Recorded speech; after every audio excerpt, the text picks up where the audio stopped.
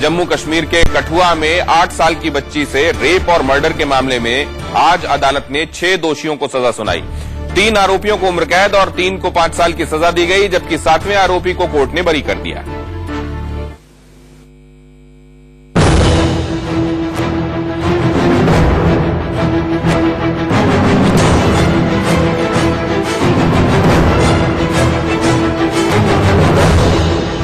जम्मू कश्मीर के बहुचर्चित कठुआ गैंगरेप और हत्या मामले में पठानकोट के सेशन कोर्ट में जज डॉक्टर तेजविंदर सिंह ने सभी 7 आरोपियों की मौजूदगी में 6 को दोषी करार दिया। अदालत ने एक आरोपी विशाल जंगोत्रा को बरी कर दिया। 6 आरोपियों को दोषी ठहराने के बाद उनके लिए सजा का ऐलान हुआ।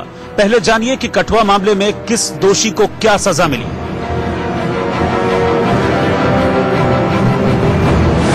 सांचीराम, उम्र कैद, 1 लाख रुपए जुर्माना।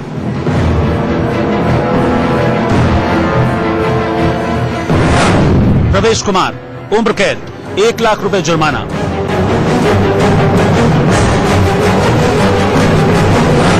दीपक खजूरिया, उम्र कैद, 1 लाख रुपए जुर्माना।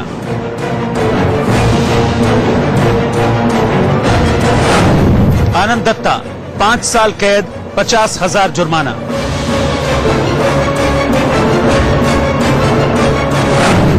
सुरेंद्र वर्मा, 5 साल कैद, 50,000 रुपए जुर्माना।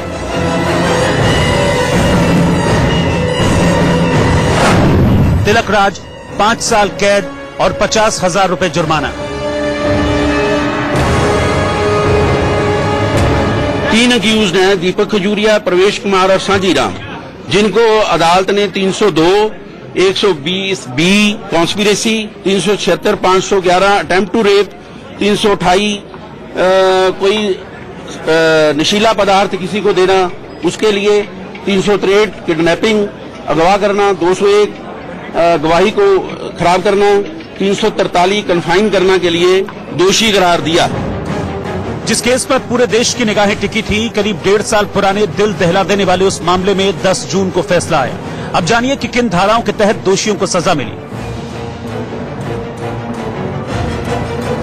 दीपक खजूरिया, सांजीराम, प्रवेश कुमार को रेप, हत्या और अपहरण का दोषी पाया गया। तीनों को धारा 302, 376, 120 बी, 511, 328, 363, 201 और 343 के तहत दोषी करार दिया गया।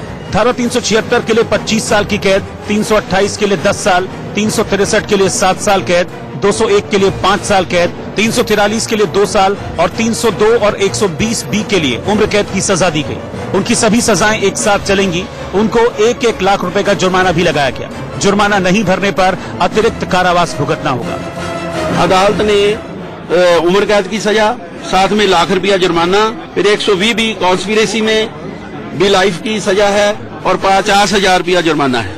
376 डी में रेप में 25 साल की सजा है, 50,000 रुपया जुर्माना है। 376 D gang rape is equal to 511 attempt to rape, उसमें 10 साल की सजा, 25,000 रुपया जुर्माना। इसके अलावा आनंद दत्ता, सुरेंद्र कुमार और तिलक राज को सबूतों से छेड़छाड़ करने का दोषी पाया गया। तीनों को धारा 201 के तहत 5-5 साल कैद की सजा सुनाई गई। तीनों दोषियों पर 50-50 हजार रुपए का जुर्माना भी लगाया गया। जुर्माना नहीं भरने पर उन्हें अतिरिक्त कारावास भुगतना होगा। तिलक राज, आनंद दत्ता, सुरेंद्र कुमार को दोषी करार दिया, उसमें 5-5 साल की सजा एक को दी गई है, साथ में 50-50 हजार रुपया। विशाल जगरोत्रा को इसमें अदालत ने बरी कर दिया है, एलिबाई की प्ली पे कि ये वहां पेपर दे रहा था, जो कि हमारी थ्योरी के विरुद्ध है। इसके लिए हम ऑनरेबल हाई कोर्ट में अपील करेंगे। जम्मू कश्मीर के कठुआ की हीरानगर तहसील के गांव में 10 जनवरी 2018 को 8 साल की बच्ची पशु चराते वक्त गायब हो गई थी। 13 जनवरी 2018 को बच्ची का शव एक मंदिर के पास मिला। परिवार की शिकायत पर दीपक कुमार, प्रवेश कुमार, विशाल जंगोत्रा, एसपीओ सुरेंद्र कुमार, एसपीओ आनंद दत्ता, कांस्टेबल तिलक राज, सांजीराम और एक नाबालिग पर दुष्कर्म, हत्याकांड, षड्यंत्र रचने, सबूत मिटाने की धाराओं के तहत केस दर्ज किया गया। मामले के सांप्रदायिक रंग लेने, माहौल बिगड़ने और सुरक्षा की दृष्टि से सुप्रीम कोर्ट ने केस को कठुआ से जिला एवं सत्र न्यायालय पठानकोट में शिफ्ट कर दिया था। पठानकोट में कठुआ मामले की सुनवाई शुरू होते ही 380 दिन बाद फैसला आ गया। मैं कॉम्प्लीमेंट करना चाहती हूँ अपने मुल्क के तमाम लोगों को जिन्होंने इसमें उस बच्ची का साथ दिया, और खासकर जो हमारी क्राइम ब्रांच है और उसके साथ जो हमारी पुलिस के लोग हैं, और जो इसमें जो प्रोसिक्यूशन थे, जिस लेडी ने इस केस को उस वक्त लड़ने की पहल की, और जो हमारे यहाँ जो एक्टिविस्ट हैं, इनका सबका नाम लेना बड़ा मुश्किल है, तो सब ने मिलजुल के जो काम किया उसके लिए उनकी जितनी भी तारीफ हो, तमाम प्रेशर्स के बावजूद मुझे लगता है वो कम है। और इससे हमारी जो जुडिशरी है, हमारी मुल्क की जो जुडिशरी है, उसमें लोगों का यकीन और भी ज्यादा मजबूत हो जाता है, और भी ज्यादा स्ट्रांग हो जाता है। और अब हम आपको दिखाते हैं कि कठुआ गैंगरेप मामले में असल में जुर्म था क्या। इस केस का मास्टरमाइंड था सांझी राम, जो कठुआ के रासना गांव में एक मंदिर में सेवादार था। क्राइम ब्रांच की चार्जशीट में इसे मुख्य साजिशकर्ता बताया गया है। बकरवाल समुदाय को हटाने के लिए सांझी राम इस घिनौने कृत्य को अंजाम देना चाहता था, और इसके लिए वो अपने नाबालिग भतीजे और 6 लोगों को लगातार उकसा रहा था। दूसरा दोषी है प्रवेश कुमार। प्रवेश कुमार इस मामले की साजिश रचने में शामिल था। प्रवेश ने बच्ची के साथ बलात्कार किया था और उसका गला दबाकर उसकी हत्या की थी। जम्मू कश्मीर में विशेष पुलिस अधिकारी दीपक खजूरिया को भी कोर्ट ने 3 साल की सजा सुनाई है। चार्जशीट के मुताबिक उसने बच्ची को नशीली दवाएं देकर बलात्कार किया था और उसके बाद गला घोंटकर उसको मारा था। जिन 3 आरोपियों को 5-5 साल की सजा हुई है, उनमें सब इंस्पेक्टर अनंत दत्ता ने सांझी राम से 4 लाख रुपए रिश्वत लेकर अहम सबूत नष्ट किए। जम्मू कश्मीर में विशेष पुलिस अधिकारी सुरेंद्र ने भी इस केस के सबूत नष्ट किए, और हेड कांस्टेबल तिलक राज ने भी सांझी राम से रिश्वत लेकर अहम सबूत मिटाने का काम किया था।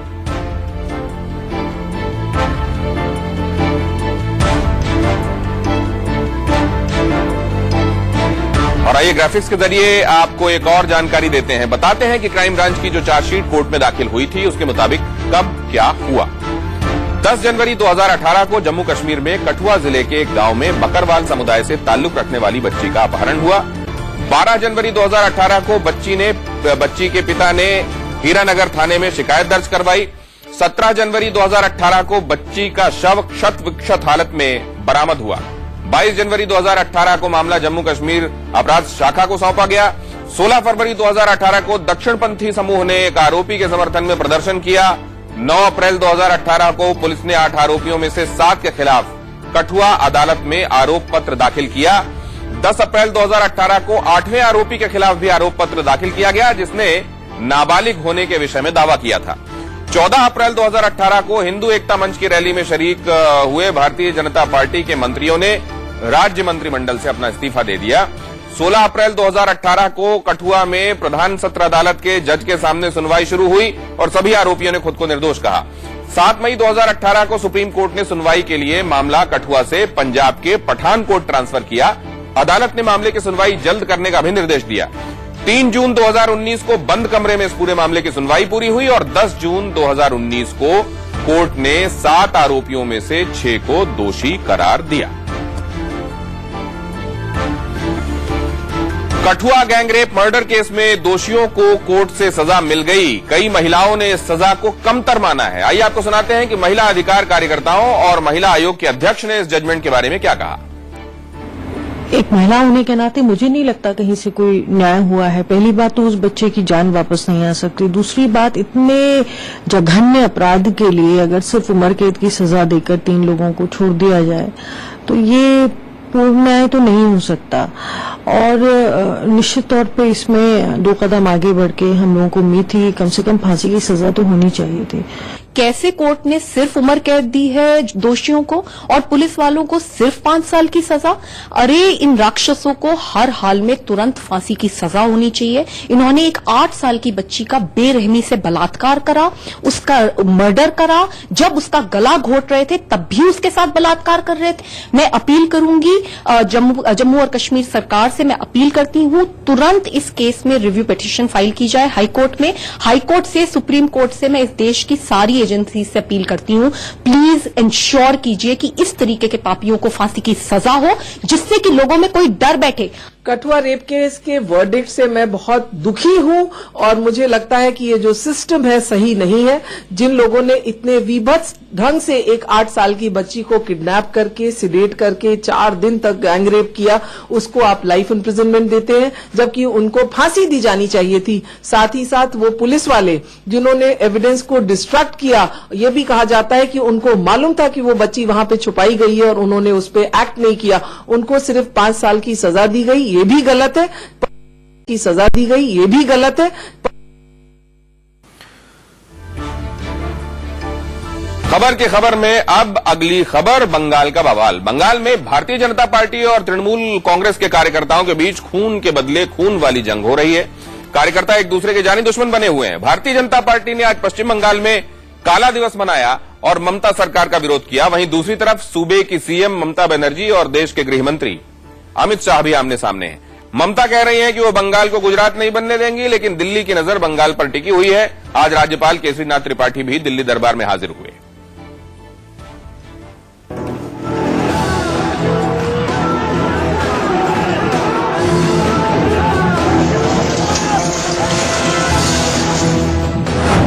बंगाल में क्यों नहीं थम रहा खूनी खेल?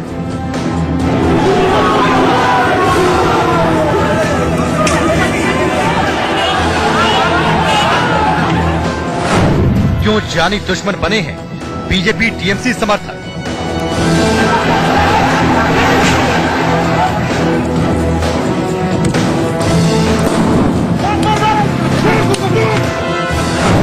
बंगाल में बवाल, दिल्ली तक उबाल।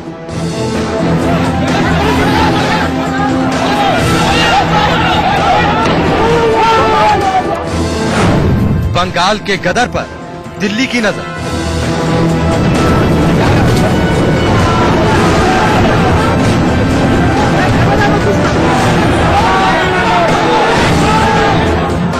पश्चिम बंगाल में चुनाव खत्म हो गए, लेकिन हिंसा खत्म होने का नाम नहीं ले रही। बीजेपी और टीएमसी कार्यकर्ता एक दूसरे के खून के प्यासे हैं।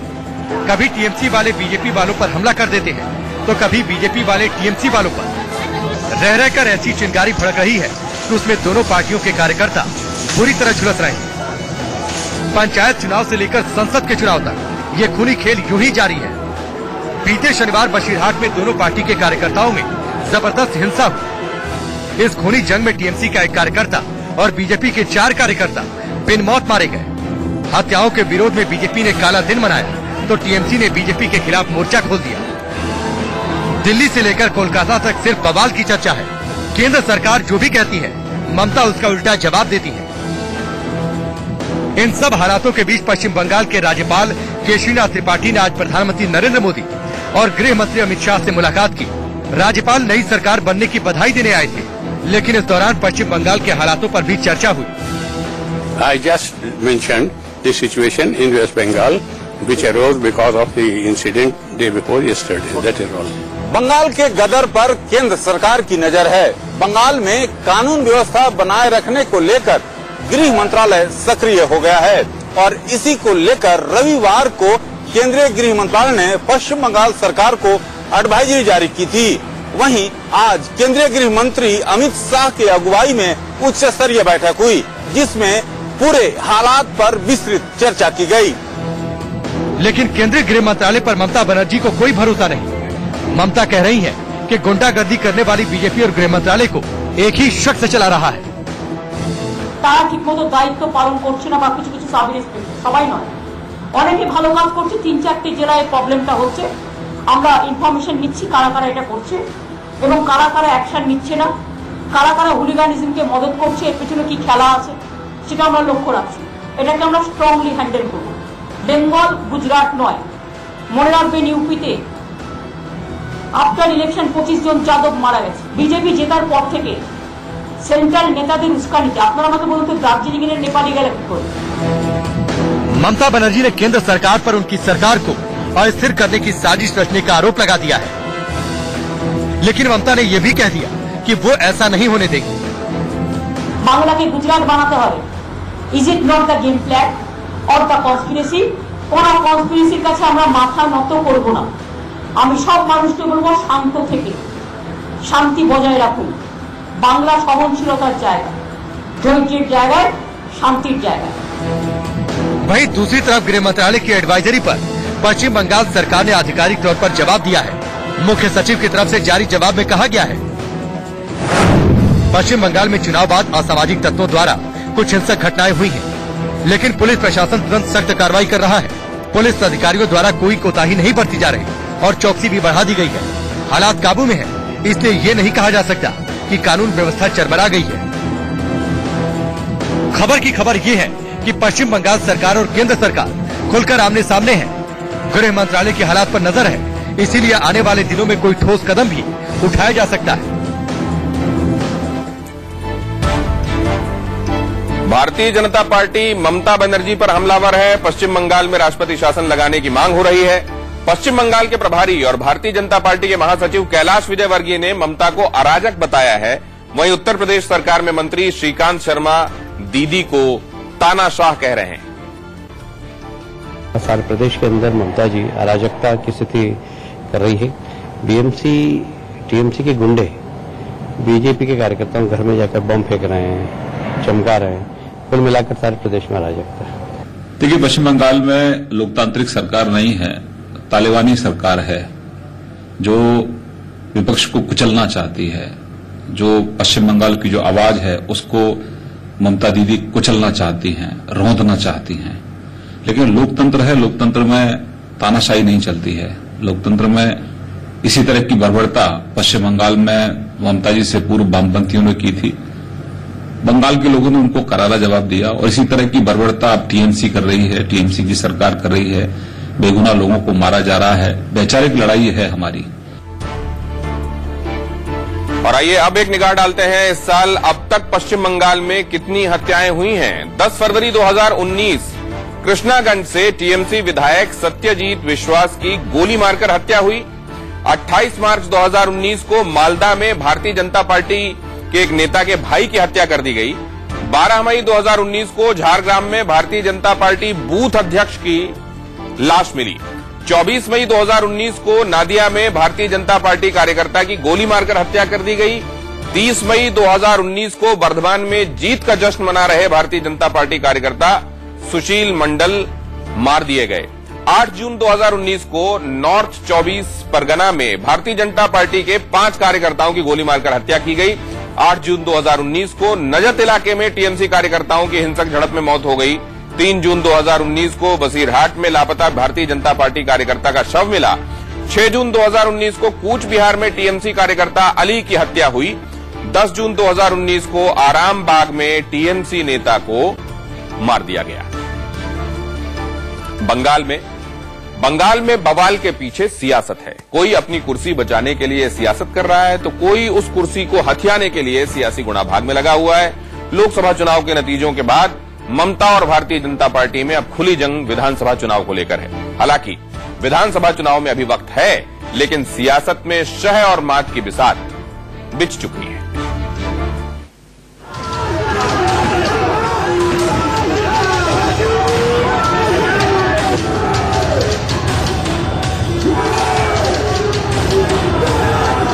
जो हो रहा है वो बवाल सियासत है। बवाल से उबाल आता है और उबाल से सत्ता का सवाल। खबर की खबर यही है कि जो हो रहा है वो बस सत्ता के सवाल का जवाब बनने के लिए हो रहा है। 2019 के लोकसभा चुनाव में दीदी के किले की नींव उखाड़ने वाली बीजेपी ने ममता बनर्जी की नींद उड़ा रखी है। अब लड़ाई 2021 की है।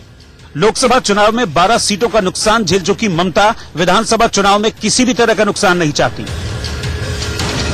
वहीं दूसरी तरफ बीजेपी ने भी पश्चिम बंगाल में अपने विस्तार के लिए एड़ी चोटी का जोर लगा रखा है। दीदी जहां अपने अस्तित्व पर खतरा महसूस कर रही है तो वहीं बीजेपी आक्रामक तरीके से आगे बढ़ रही है। 2019 के लोकसभा चुनाव में बीजेपी ने पश्चिम बंगाल की कुल 42 सीटों में से 18 सीटें हासिल कर सबको चौंका दिया। टीएमसी को 12 सीटों के नुकसान के साथ सिर्फ 22 सीटों पर ही संतोष करना पड़ा। वहीं कांग्रेस इस बार 4 से 2 पर आ गई और लेफ्ट का तो खाता तक नहीं खुला। 2014 में सिर्फ 2 सीट जीतने वाली बीजेपी ने ममता के गढ़ में ऐसी सेंध लगाई कि बंगाल में गदर मच गया।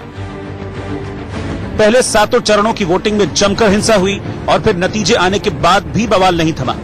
2019 के नतीजों के अलावा वोट प्रतिशत के अंतर ने भी बवाल को और बढ़ा दिया। लोकसभा चुनाव 2014 और 2019 के वोटों की तुलना में ममता बनर्जी को सिर्फ 3.48% वोटों का फायदा हुआ, जबकि बीजेपी को 23.25% वोटों का फायदा हुआ। बीजेपी का फायदा पिछले चुनाव के मुकाबले डबल से भी ज्यादा है। बीजेपी के बढ़ते जनाधार ने ममता दीदी और उनके समर्थकों की नींद हराम कर दी। दूसरी ओर बीजेपी जय श्री राम के नारों के साथ हर छोटी से छोटी घटना को बड़ी बनाने में लगी है। बीजेपी की नजर 2021 में होने वाले विधानसभा चुनाव पर है। 2014 में टीएमसी ने 34 सीटें जीती और उस हिसाब से 214 विधानसभाओं में लीड भी किया, लेकिन 2019 में कुल 22 लोकसभा सीटों पर जीत के साथ सिर्फ 164 विधानसभा ही ऐसी थी जहां ममता की पार्टी टीएमसी ने बढ़त बनाई, यानी सीधे 50 सीटों का नुकसान। वहीं दूसरी ओर 2014 में 2 सीट जीतने वाली बीजेपी सिर्फ 24 विधानसभा क्षेत्रों में लीड कर रही थी, लेकिन 2019 में 18 सीटें जीतने वाली बीजेपी 121 विधानसभा क्षेत्रों में अव्वल रही। इन्हीं आंकड़ों ने ममता के पैरों से जमीन खींच ली, तो वहीं बीजेपी में नई जान फूंक दी। बीजेपी को अब लगता है कि ममता को सत्ता से बाहर कर पश्चिम बंगाल में सरकार बनाने की स्थिति में आ गई है। इसीलिए बीजेपी पूरे दमखम के साथ दीदी को मात देने में अभी से लग गई है। पश्चिम बंगाल के प्रभारी और बीजेपी के राष्ट्रीय महासचिव कैलाश विजयवर्गीय ने अपने इरादे उसी दिन साफ कर दिए थे जब उन्होंने टीएमसी विधायकों और पार्षदों को बीजेपी में शामिल किया था। जैसे बंगाल में 7 चरण में चुनाव हुए थे, हम भी इसी प्रकार अगले महीने 7 चरण में ज्वाइनिंग का कार्यक्रम करेंगे। खबर की खबर यही है कि बीजेपी ममता को उसी हालत में पहुंचाना चाहती है जिस हालत में ममता ने लेफ्ट को पहुंचा दिया है। विधानसभा चुनावों तक ये बवाल सियासत शायद थमने वाला नहीं है।